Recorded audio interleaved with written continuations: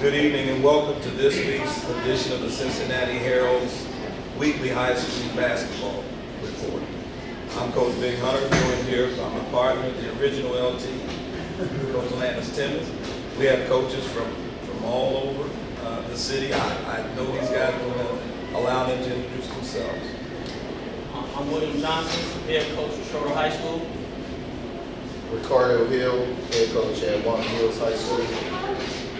Sean O'Connell, head coach at Withrow High School. I'm DeMarco Bradley, head coach at Taft High School. Wale Muketa, varsity assistant at Taft High School. We're also fortunate to have some of the players here with us, some guys that have done some pretty spectacular things this year. We've kept up with high school basketball. We read about these guys. We have them here with us. We're honored and blessed and thankful that they and their coaches found time to come and hang out with us as we've taken this show, the second to last of our shows on the road. So if you gentlemen in the back, will stand up and please introduce yourselves. Krishan Stringer, Taft High School, junior, 6'3". D'Artagnan Battle, Schroeder High School, 11th grade, 5'11". Nick Smith, Walton Hills High School, sophomore, 6'5". Marco Bradley, Taft High School, 5'8".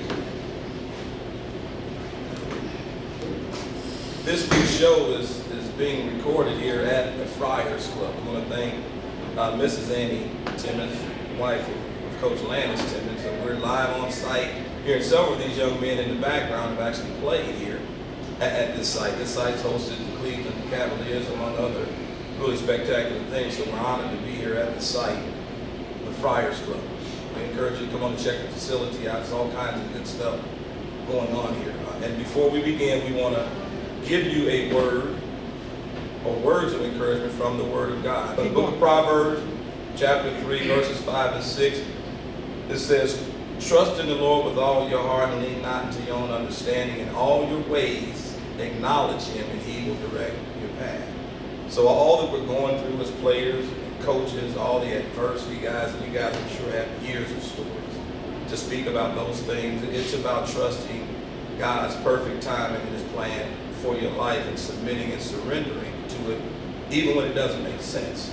So I'm sure several of the coaches will have testimonies if we got into that with today's or this evening's show. But if so, that's where it goes. We just want to encourage you from the very Word of God. At the end of the day, He's the beginning, the middle, and the end of it all. So let's lean on Him and trust Him with our lives. So with that, we want to allow the coaches to speak no particular order about your season, about some of your players, about your expectations moving forward. And those players that are here, we want to make sure we acknowledge them for any honors they've achieved. As a matter of fact, if I could go straight to Coach Brad, we were talking and you weren't aware of it, off camera, young DeMarco and Krishan Stringer are not only solid, exceptional basketball players, they're also being recruited in football. So maybe Coach Bradley, you can share. Yes, sir. Krishan Stringer, this year didn't play, but last year he was on second team All-State as a sophomore, made first team Southwestern, first team All-Conference. He had over 1,200 yards receiving, 5 interceptions as a sophomore. Really missed him this year as a junior. DeMarco Bradley Jr., he was first team All-State in football, led the city in interceptions, had over 1,000 total yards. Pretty good football player. They both just left Ohio State. They'll be going to Michigan State June 21st. They'll be going to the University of Louisville in June also. And what about some of the exploits this year's basketball players? Basketball, he both was first team all CMAC. Marco was the heart and soul of our team, not just scoring, but he was the energy guy. He got hurt the last game, didn't play no tournament games. It was a real big loss. Well, Krishan Stringer, aka Grown Man, he was our team. You watch him play, he was Taft basketball.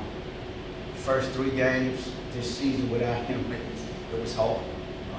lost our first 3 games, and our right-hand man over here to my left, Coach Wallermo, just kept telling us to hang in there. It was the first time since I've been at Taft that we started off 0-3. Lost real bad to Northern, lost the double overtime at Nick, and then we lost another heartbreaking game. What was that third game too? I can't remember, but we lost 3 games in a row. And we came to Woodward, and I kept telling Coach Timmons, I'm like a grown man back, Coach T, we gonna be out here. He came out and just had a nice triple-double, a phenomenal triple-double game against Woodward. And Terry Durham, who was an excellent basketball player, Southwestern basketball player, beat him out by 1 point, all conference. He got 29 votes, Rashawn got 28.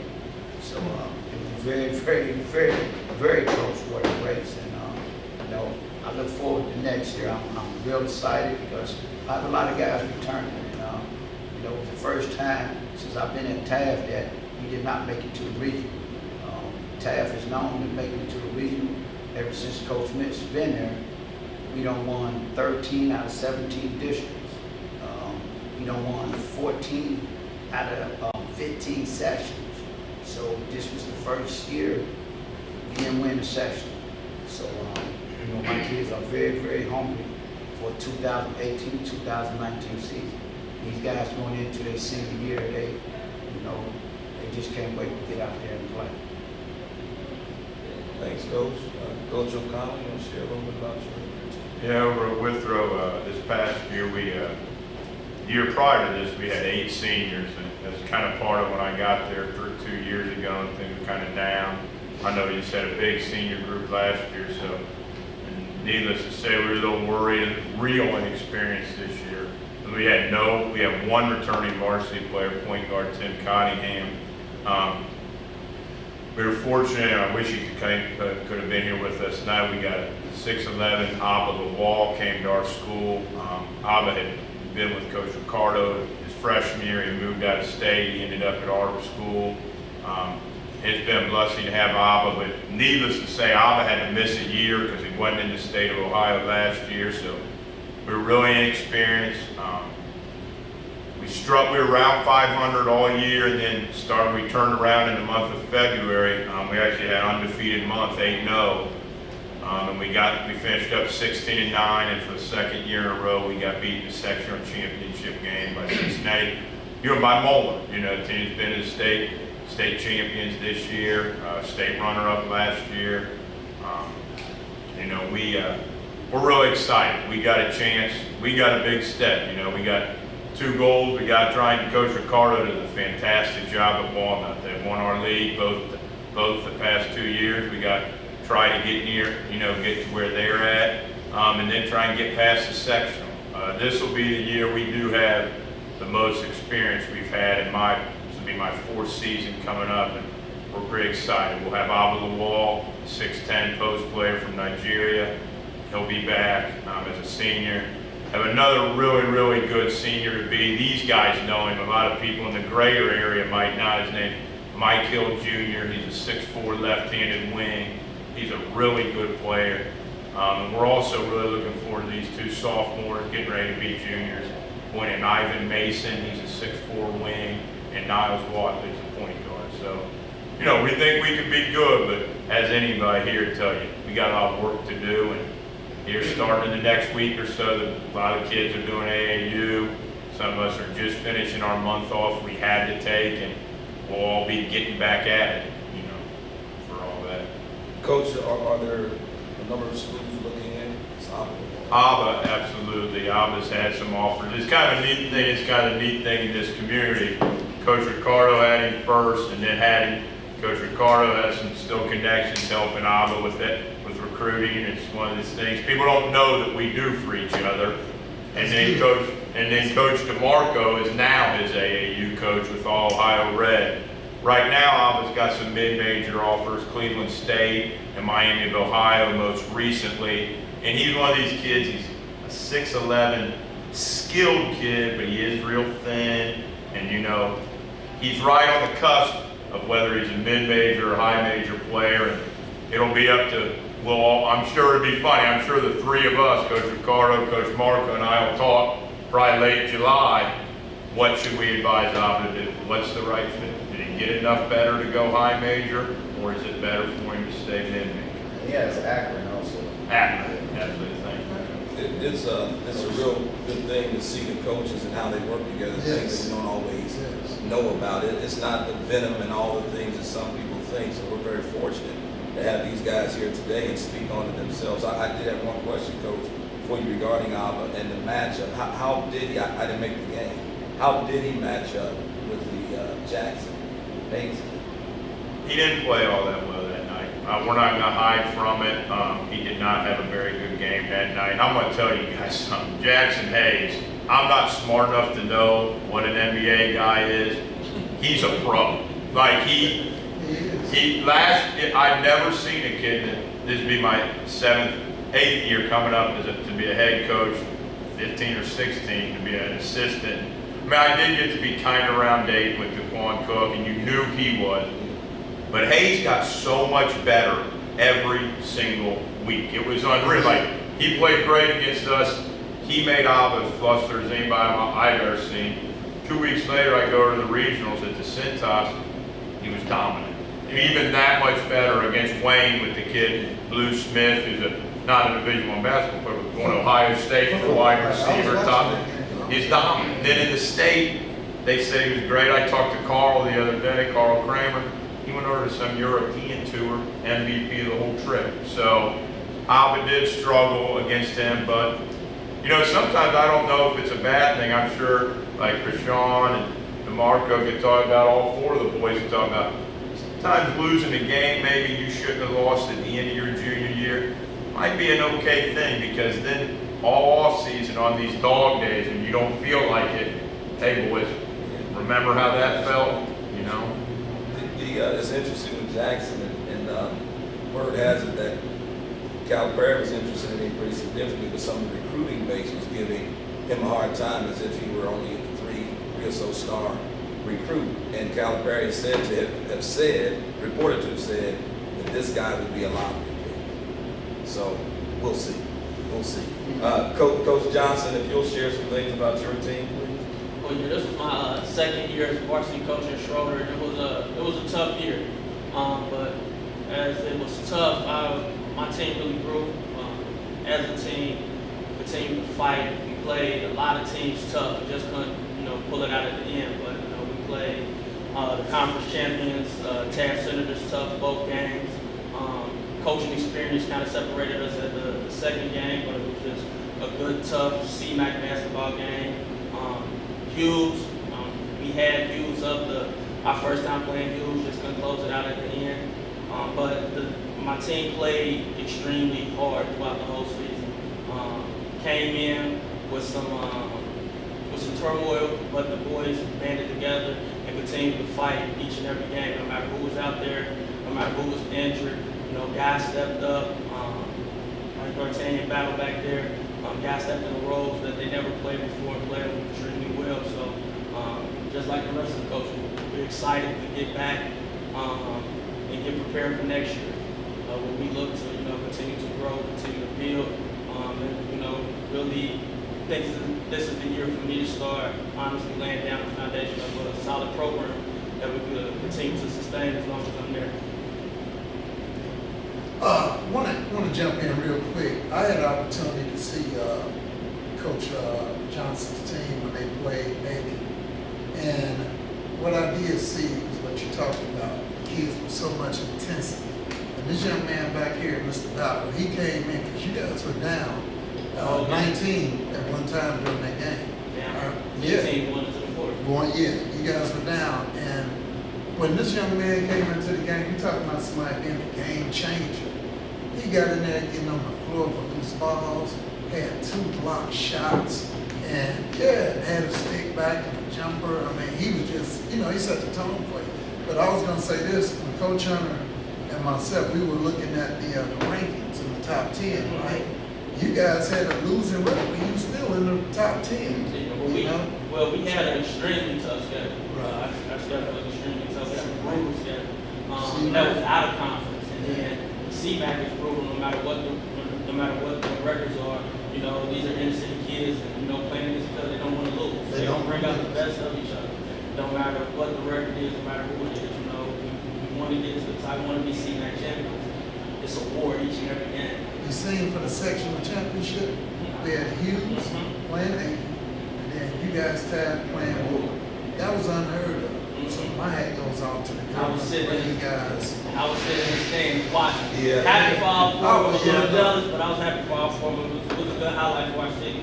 But everybody know that it's real good basketball in public school. You know, we get looked over a lot, but it was some real good basketball. We beat GCL's other team. We competed very well. You know, it was a great look for our city and for our league. That's a part of what our show wants to do in exposing, you know, some of the coaching players that don't always get that exposure. You know, again, following some of these guys, I knew these two gentlemen actually as players as well as coaches. So for me, it's an honor to sit here with them and watching the journey, which is just beginning.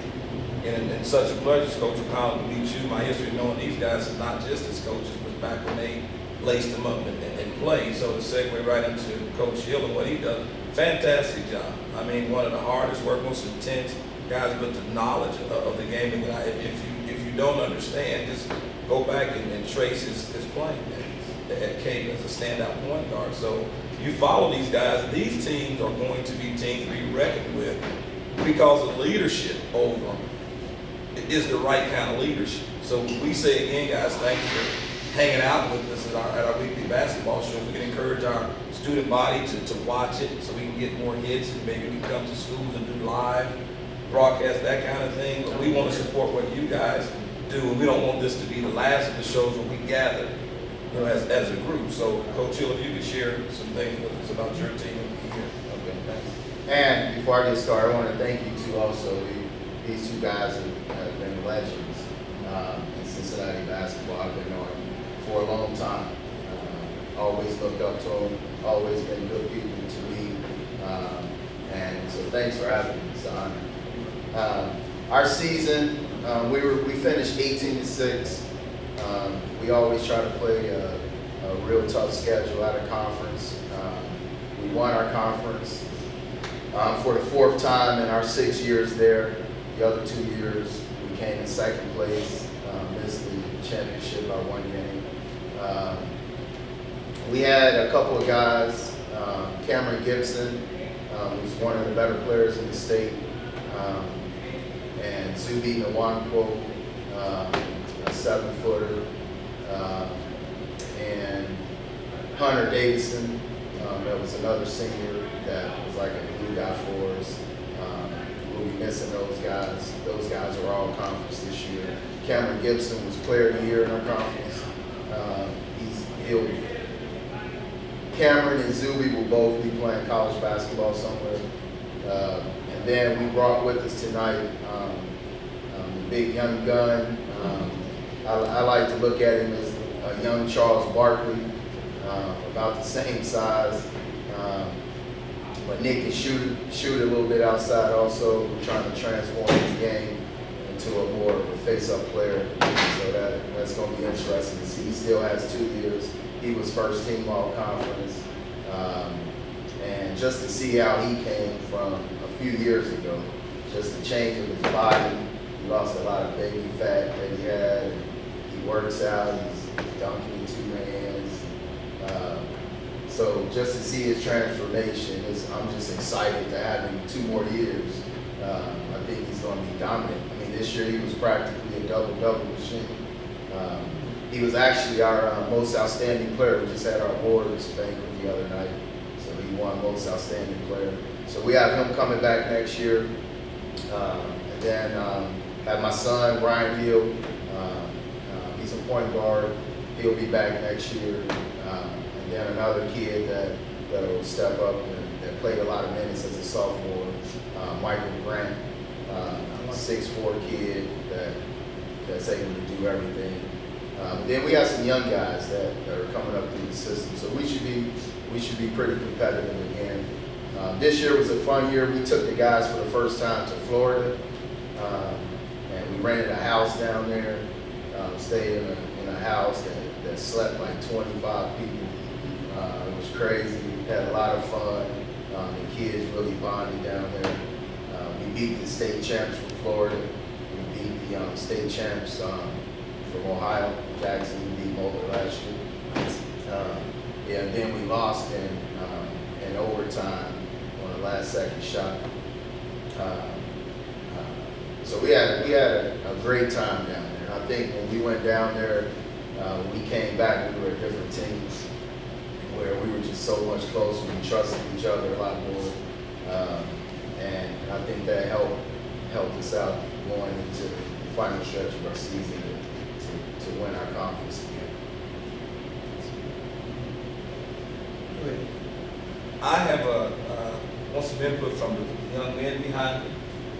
Guys that play real fast and know how to play fast, smart. All of you guys are skilled players that can face up. What is the opinion of you all as players and you as coaches, and the advent, the possibility of a shot clock in high school level? What's your opinion regarding? Would you like to have one?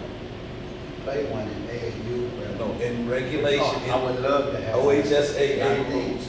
Well, It's just something to put on the table and talk. and you're gonna laugh because I mean, man, Coach Tim. First off, you kind of caught me off guard. Coach Timmons is the one that gave me my start. First one to give me a coaching position. I came home from Wichita State. That's where I graduated from. And I went to Coach Bettis and asked Coach Bettis, hey, I want to come back to Woodward and coach. Well, Woodward, they didn't have enough room. They told me that an alumni guy, he's now the head coach over at that West High.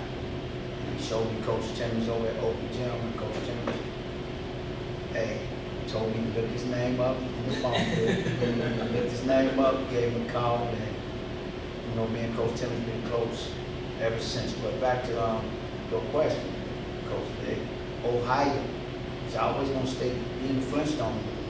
I mean, they just passed the rule where that we can finally, as coaches, allowed to coach beyond June more than, 2 players.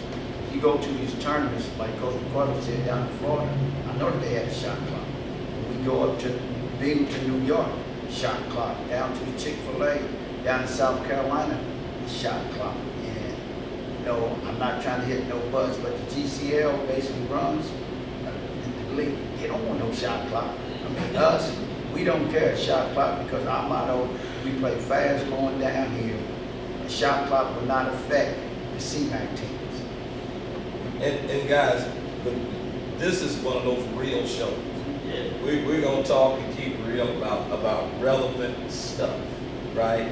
We had Corey Blunt on, and we all know Corey, and California guy, and he was looking at us again as if we were in the Stone Ages with the Flintstones and not having a shot clock in high school basketball. I have some questions later on about that subject matter you just brought up as well, but are there other opinions regarding that whole shot clock thing? Definitely. I've been saying that for years. And I coach a little bit on a collegiate level also, and where, that's what in college we have a shot clock. So whether or not Ohio, I think eventually they will have to do it. More states every year is adopting it. The good coaches, even the schools that are more deliberate offensively and hold the ball and try to make you make a mistake and then try to beat you. The better coaches will be able to adjust, but some of the coaches are going to struggle.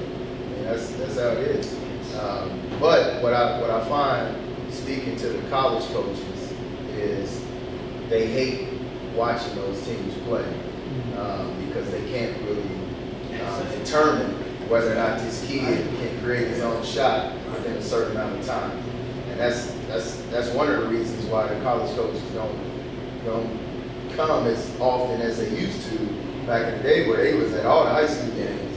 Well, now it's all the AAU games because it's like this. So, and it seems like people fail to recognize that seeing AAU games has a lot to do with seeing who I'm going to give X amount of thousands of dollars Exactly. to be in my program. It's not just a matter of I get to see all these players at once. I get to see them play in a way Right. that they're going to have to play for me on that next level. So that shot clock, or lack of one, on our high school level in Ohio is related to the recruiting. The coaches, you other coaches, any opinions about the shot clock? It's a hindrance to our kids. I mean, we want our kids to really play at the collegiate level. They have to adapt. We have to adapt our rules to fit the collegiate level. That's where we want them to go. I mean, in school, we want our kids to go to college and perform well in college academically. So we try to provide college prep classes, AD classes, so they can, go to college and fit in and continue to excel. We got to do it on the basketball court. I mean, we have guys who can really play offensively and defensively, but with a shot clock, we got guys holding the ball 60 seconds before they have to pass, before they have to shoot, or wait for one of us to make a mistake. And I honestly now, with public school coaches, we understand that, and we, convert our game and our coaching styles in order to beat those type of teams, while sometimes playing their rules. But at the end of the day, I don't think none of us like it, because it's not a hindrance. I mean, it's a hindrance to all of those guys. They want to get up and down the court, play within the a certain seconds, get some shots up, and just play basketball the correct way, the way that they see fit. And if we don't allow that to happen, it's going to be tough for our kids to get recruited, because no one's going to really take them serious. I'll tell you a quick story that was pretty funny. On my college team, that I had a couple of Marcos kids. I had Dean Palmer and Marquez Johnson. And so they were freshmen, and we were playing. It was our first game. And we were playing Maria College down in Kentucky. And Kadeem comes over. He's like, "Coach, I only got to play defense for 30 seconds."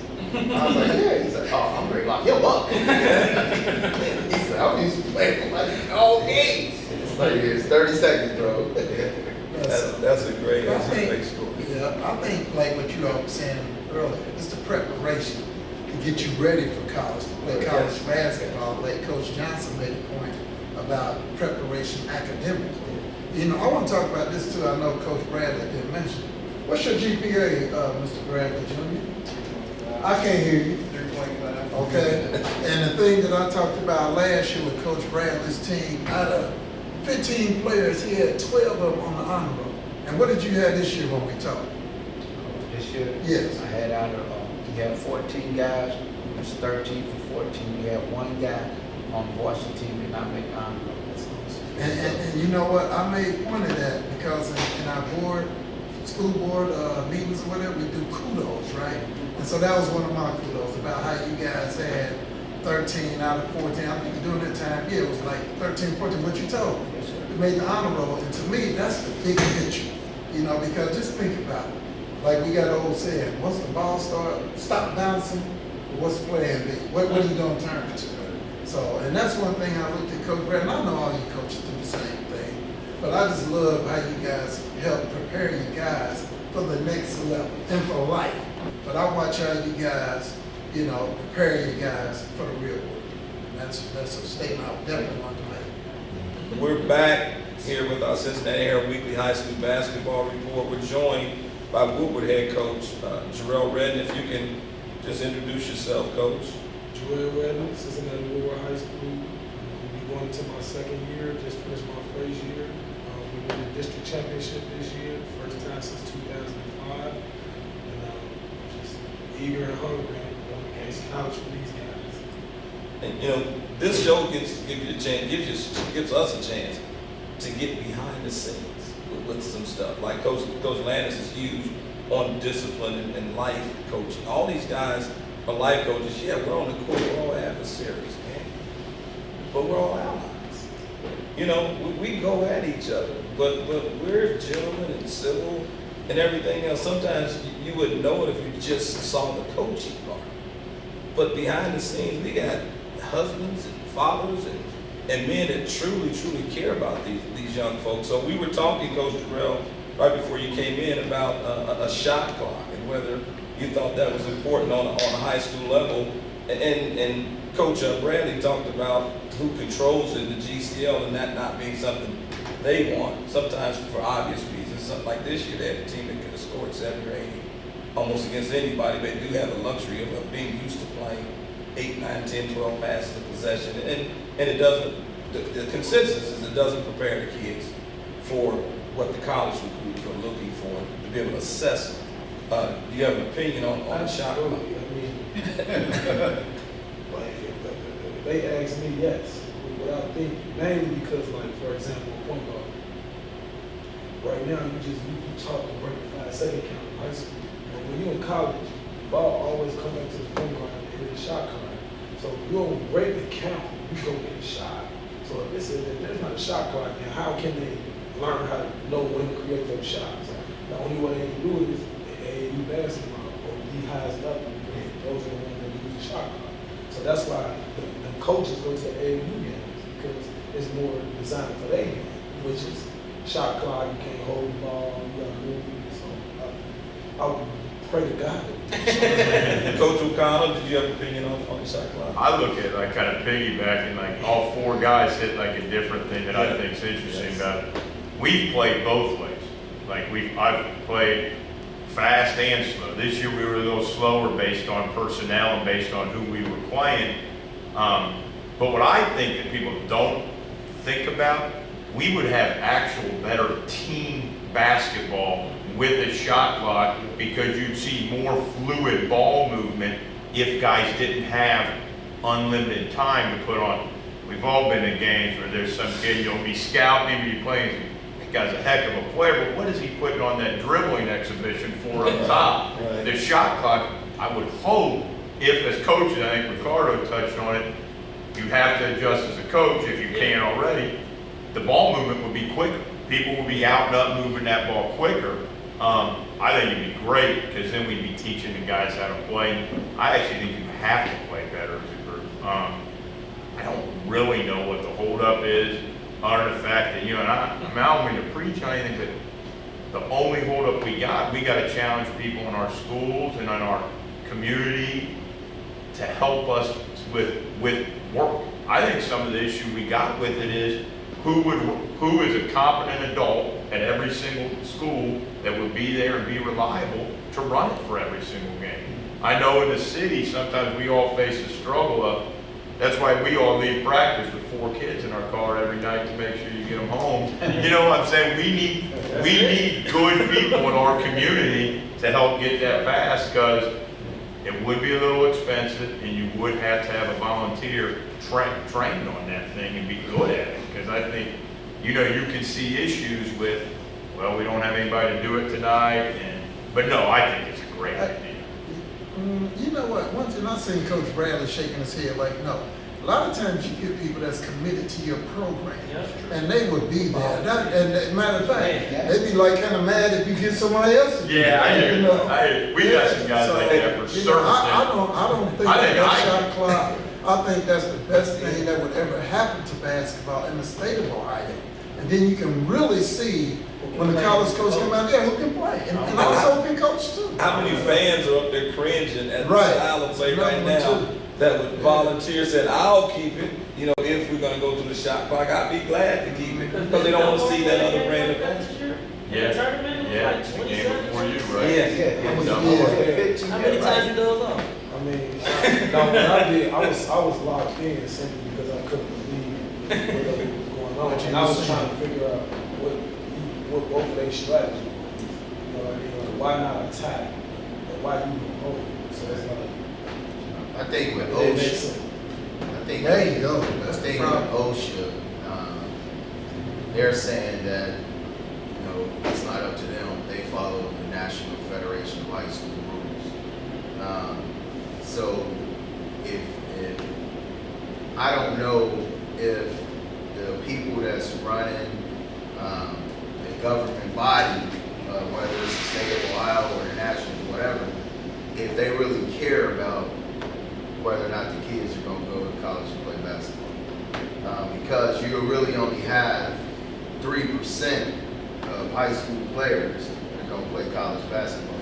So I think the governing body looks at it as their job is to make sure that the kids have a good high school experience. And see, we're saying like, hey, if you want to get them Because we get college players. Yes. We get guys that's gonna play college. And what majority of the high schools don't. Right. Majority. I've always referred to the shot clock guys as the great equalizer in high school or the lack of one.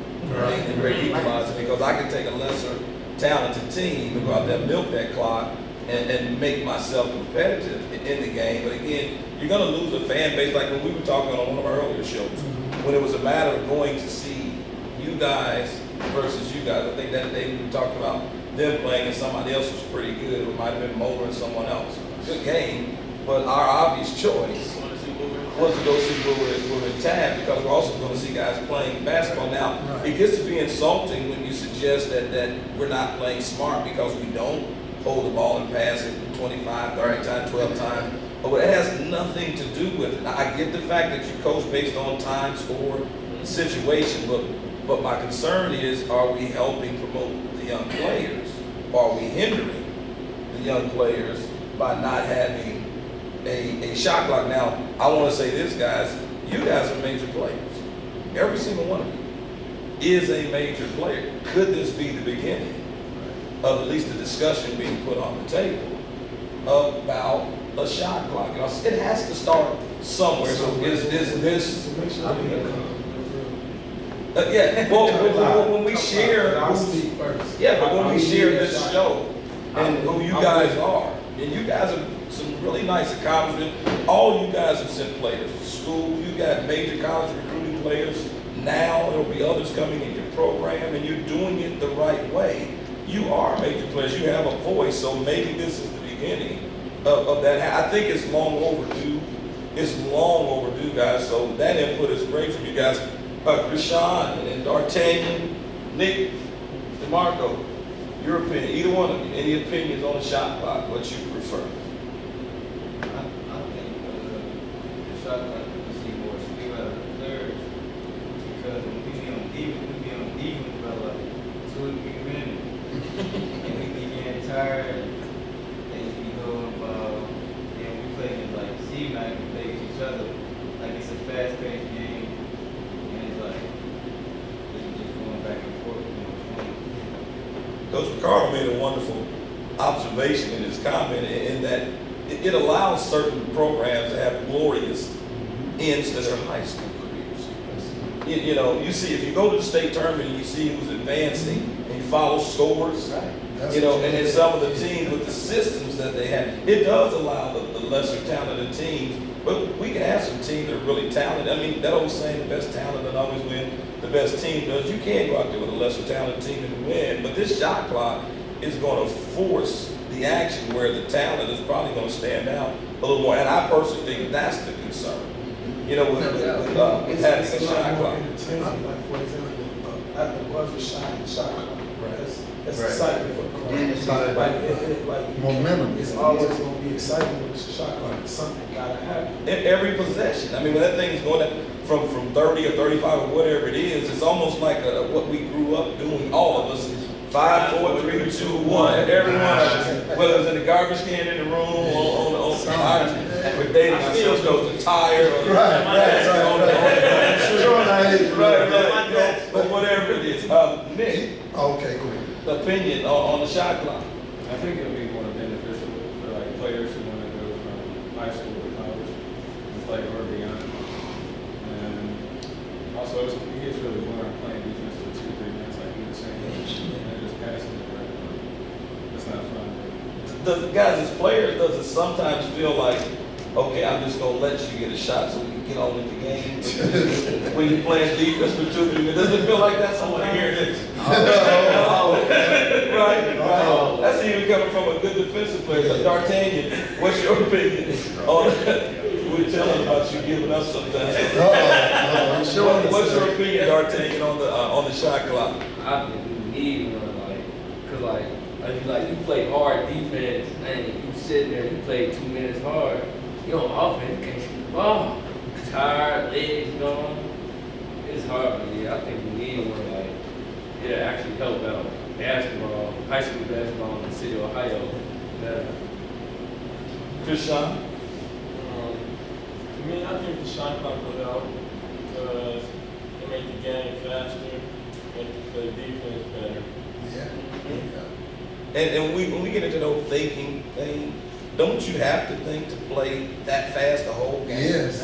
Every single possession, you got to lock down on defense for 30, 35, whatever it is, and then you got to get a good shot off in that same 35, 30 They would seconds exploit that. time frame. I don't think I spoke it as well as like McCarthy. I think it would exploit that. I think it would exploit teams that take good shots versus teams that take bad shots. And to piggyback off of what Rashawn said, it forces teams to play better defense. And they have to be more intense to play defense. Yeah. And it'll be a better defensive game because it's only 30 seconds maybe at a time where they'll be playing defense. So you know for that 30 seconds, they're going to go all out. But they want to get down there and score. So I think it'll make the game. Probably would be like the CMAC, like the ACC. You remember when nobody won the three-point game? The ACC was the trendsetter. And look at the basketball game now. Everybody's shooting the three-point. But Everybody. you know what? I'm gonna tell you something. For a CMAC team, I thought Coach Reddick, I thought you guys really controlled tempo. I thought not having the shot clock played into your favor, and you did a good job. When we start talking about teams with less talent, and now you guys had talent, you all had talent, but you didn't have as much talent as some of them other teams that got to the level that you got to. You guys won the district this year. You had Terry Durham in the middle who was, bringing it from every angle you can imagine around that basket. Then you had your two guards. And then you might have, lost 15 per game. with the lefty, with McBride. I didn't have the other short one, the other guy, Thomas. I didn't have Till him later. second half. Right. Get him to adjust to the game. Right. So then I left. I didn't have Cooper. Cooper. Because what he did with Schroeder. So, Okay. With all that ups and downs, the thing with me was with those guys was constantly, making them show like they care. Like I learned from a previous year's coach that they respond different when you make them show the list. Rather than they scream at them as far as when they do something wrong. Like this generation, they only care when they feel good for you. But if you don't force them to show them remorse, then they're going to continue to keep doing this. That's what I did all year. Like the guys had ups and downs, not listening. Like when you lose a player, another person, but the player had to step up. It was constant pressure on everybody to the next person. So if you weren't gonna give it no effort and play hard, you weren't gonna be on the team. It's just that simple. So that's how we was able to sustain for the whole season and not break down. With the argument, most emotional player in the state. Yeah, that was an observation. I just had to put that on top. That's why I called you a life coach when you came in, because you were dealing with guys. I know all you guys deal with kids with different issues and problems or whatever. But I just took my hat off to you because I've seen you guys, seen Woodward play at least probably 8 times this year at least.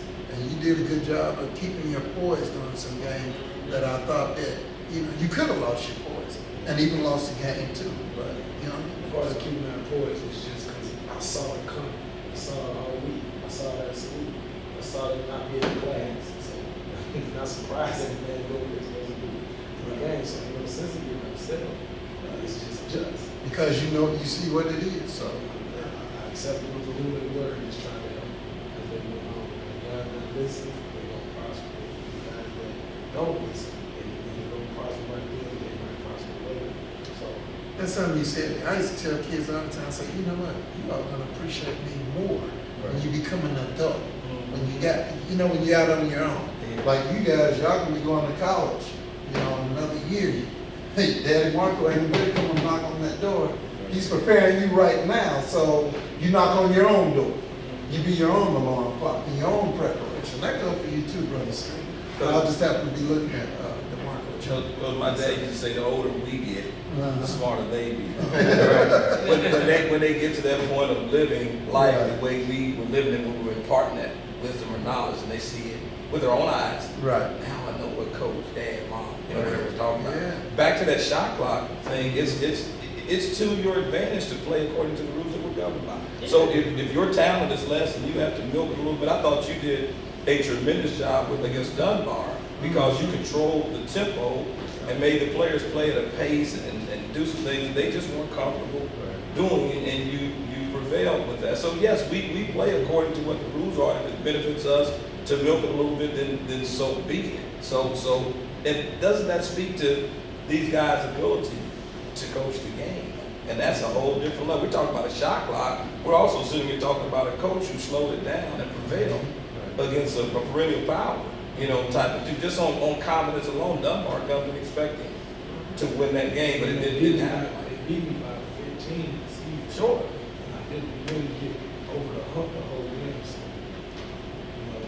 and I grew up a lot. Like I don't know if you don't know, I didn't coach freshman, I didn't coach JV, I didn't coach middle school, I didn't coach AAU. This was my first time, and this was my first time having a team, like my own team. They got to be at practice at a certain time.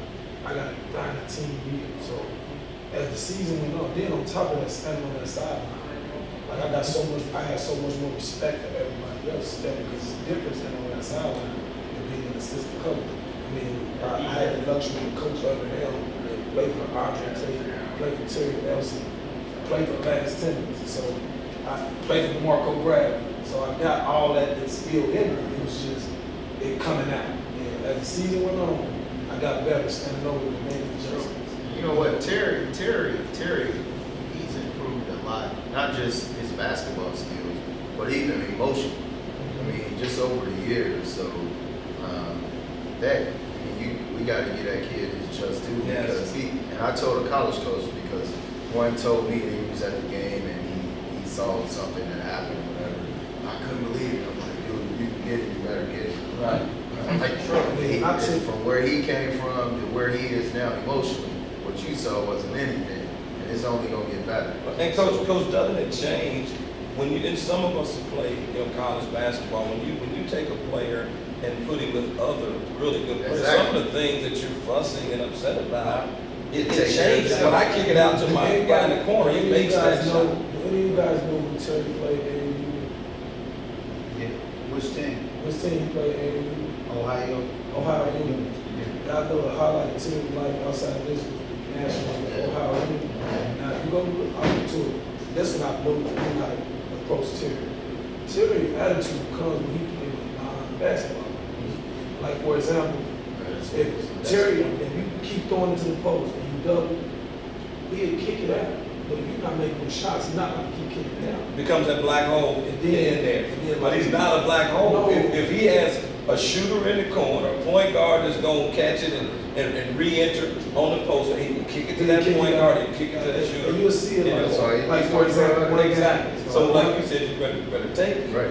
Because when he plays his best players around, basketball was in college. they're in front of him. They're absolutely he's going to be a star. I agree. Let me make a comment about Coach Herald, which is interesting to me. Because watching him coach, having coached him at Cincinnati State and having a pretty special and unique relationship, I mean, really special. I know the fire that he has. Some of the things we used to talk about as coaches and his leadership and his aggression, I don't care who you play, he was not going to back out. I saw this guy, 40-something points and 15 or so rebounds. Do you remember that stat? Sure. and I guess Columbus State, when John Williamson, who went to UC, played overseas, not fouled out, he put us on his back. And so the passion that he brought, but when I saw him coach and I saw that emotional player, I saw the player go to 10, and the Coach Jarrell, or the Jarrell Red that I knew, he could have met him at 10, right? But when the player went to 10, he went to 1. And it kind of balanced out. And so when I saw that, I said, man, this is a fantastic coaching job. And with having coached and been around the game, I can honestly say to Coach Jarrell, I don't know if some of us could have made that adjustment that you make. And let me say one more thing with regard to Terry. One of the things I fell in love with Coach Timmons with that kid. I'll be silly, but when they lost to Hughes, was it? And the kid walked off the court, the emotion, crying. There's a passion that goes with this game, guys. It meant something to that young man. So my prayer for this young man is that he does get accepted in the school. And I do believe what you're saying, that his best years are ahead of him. Coach, what were some of his honors this year? First team all state, player of the UC Bank, player of the district. Southwest player of the Terrell. Southwest Player of the Year. Really? Player of the Year, I C-Mac, caught that. first team All-State. When was the last guy who won first team All-State? First team, not second. First team. But that wasn't ranked at all. Terry wasn't ranked in the Tennessee, and he still made first team. He averaged 24 points, 13 rebounds. We had 27 total games. He had 23 double-double. No, 24. He had 24 double-doubles this year. Out of 27 games. So That's unheard of, yeah. to be honest, Terry's whole career, he never averaged under double digits. Krishan, when you guarded him, I was at the game it sort of seemed like there was at least an attempt to play the mind game. You get in his head. Am I right in saying? Yes, you're right. What was going on? It's hard to get in his head. You just gotta keep talking to him, keep getting at him, like you throwing punches at him. But it's hard to do that when you're a good player. Like good players take that out their head, don't let you get in there. So I do the best I can. It don't work. In seeing the game, I noticed in a couple of matchups, Krishan got the ball coaching almost like a 1-4 flat, where he's going to just take it. And maybe the strategy was not only can I play, because he can certainly play, but was also if I get this guy in foul trouble, we have a much better chance to beat this team. I just like the way you attacked, and I felt like your game had a lot to do with psychology. And then all you guys know as coaches, that's another advantage that you get as a basketball player. We know you guys are life coaches. We know you guys are all life coaches. So maybe we'll do this again and talk about some of those things. We don't want to keep you here all night. We thank you guys. I thank and praise God for pulling us together. And the right guys are here. We had other people invited. They didn't come. It's no knock to them. But again, I said this with Mrs. Timmons, with Andy Timmons, who graced us with being able to be in this facility. I just don't believe in coincidence, luck, happenstance. All this is part of God's perfect plan. For this group of men and young men to be together, so we wanted to be together. We hope this show catapults your programs a little bit. We hope it catapults the Cincinnati Herald's weekly high school basketball report a little bit. We encourage you to tell your co-workers, colleagues, some of your student body what we're doing, and we ask you to maybe make time to allow us to come out and do a live show at your facility. We were talking about this year. Yeah, we were talking about this year doing a broadcast from games. So just know, let's bounce it off principals and ADs, and we'll try to get to you guys' games, and get ourselves situated to do a live broadcast. So on behalf of, I'll say for me, because Coach Timmons can speak for himself, thank you. Thank you guys for the passion that you show in coaching. Thank you for working so hard in a profession that we say doesn't pay, but it does because you're impacting lives. So it pays. It's an immeasurable amount of payment that you get out of the job because you're changing lives. When these kids start to come back and invite you to weddings and send you pictures of children and all those kinds of things, you know you've made a difference. There's a saying and it comes from Coach Harbaugh, who had the Super Bowl coaches, all of that. He said you don't treat your family like your team, you treat your team like your family. And I believe wholeheartedly that all you guys are doing that. So man, we're truly honored that you guys would show up here. Let's stay in touch and figure out how we can network and help each other moving forward. We have Coach Herald Redden, the Bulldogs, Coach Will Johnson, Jaguars, the Schroeder, Coach Ricardo Hill with the Walnut Hills Eagles, Coach Sean O'Connell with the Tigers, Coaches Bradley and Cater with the Staff Senators. We have our young men back here, DeMarco Jr. and Nick Smith, and D'Artagnan Battle and Krishan Stringer. Thank you guys for joining us. I do have one last question because I got to ask this. To play for your dad, how is that? Speak up a little bit because we got to hear this. It's tough because I know what he expected of me. Like he expected a lot. And since I've been younger my whole life, the stuff that he know, I should know. Because I should be able to tell my team what he expected. Before the games, I tell the team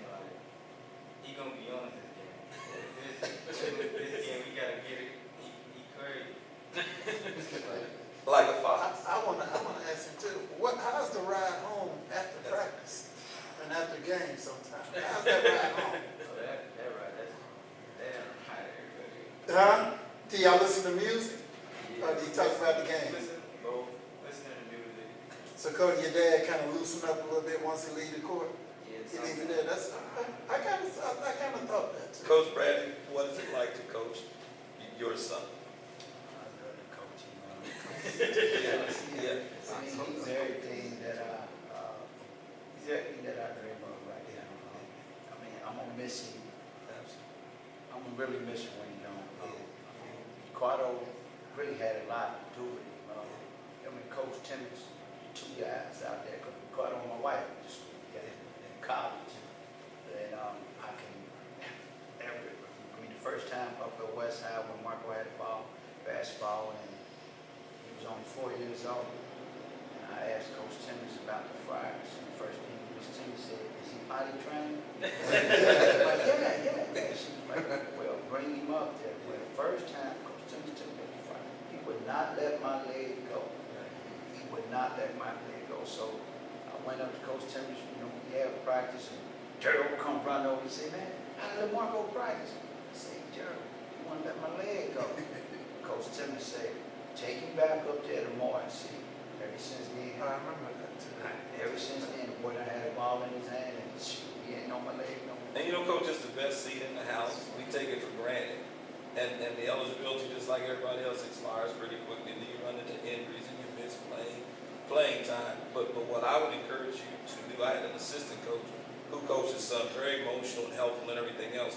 But I would always remind me, man, savor this moment because you got the best seat in the house coaching your son. It's a dream. If any of us sit here and said otherwise, we're probably lying to ourselves. If you would like the opportunity to coach your son and have him as a standout player, and of all positions, running the point, which is your coach on the floor.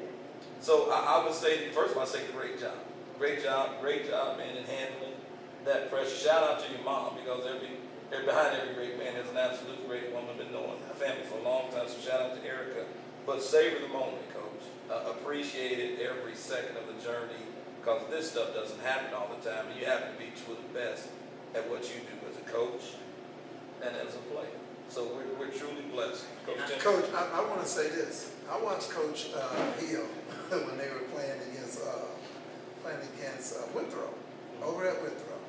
And I was watching the report that Coach Hill had with his son, who's a little feisty little rascal, which I love. And I was asking, I said, "What's up with your son, man? Where he come from?" But I just wanted to ask you, Coach, how's your ride home with your son? Because it seemed like it was a little different. Right. And I'm tough on him, and I coach my older son who just graduated from college this year. Kudos. Yeah. But Ryan. So I'll give you a story. So after practice, I was mad at the team, and Nick can attest to this. We're mad, so I grabbed the coaches. I was like, you know what? I'm not even kicking them out. We all just gonna walk out. Let them find their own rides home.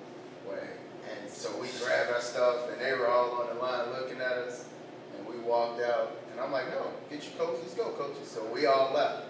We take anybody home, including my son.